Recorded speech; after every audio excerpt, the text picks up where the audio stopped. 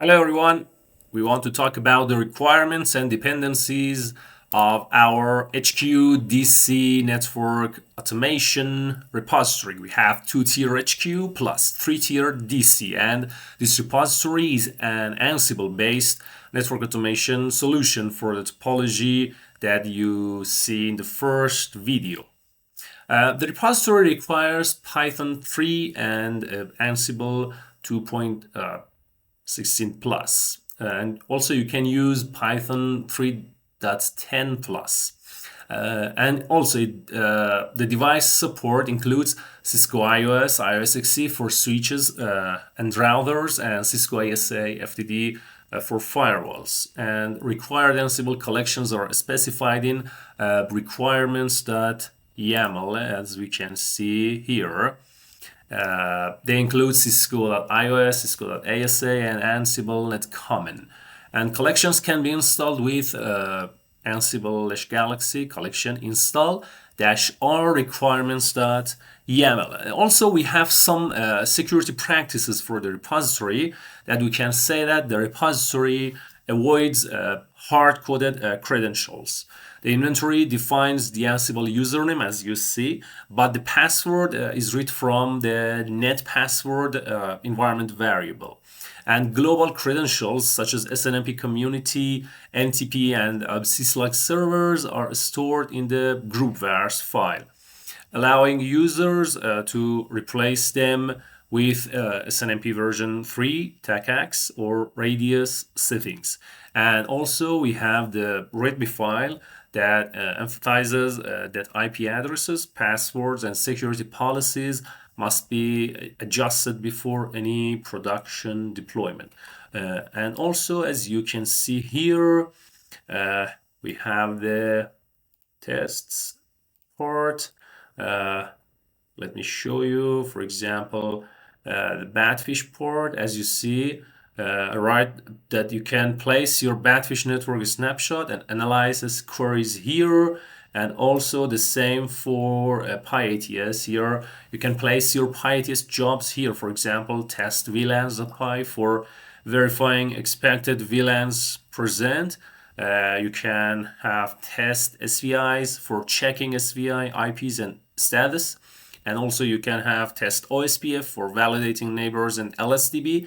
And also you can have test routing for verifying default route points at firewalls. But here the repository preparing placeholders for pyATS tests and Batfish for pre-change routing analysis. But these are not implemented yet. Users can integrate these tools into CI/CD pipelines to validate network state after configuration changes. And pay attention to this section. We have safety checklist. Before deploying to a live network, the README recommends several steps. First, lab test. You can clone the repository into a lab environment and verify connectivity. Replace management IPs. Adjust the hosts.yaml variables with real device addresses.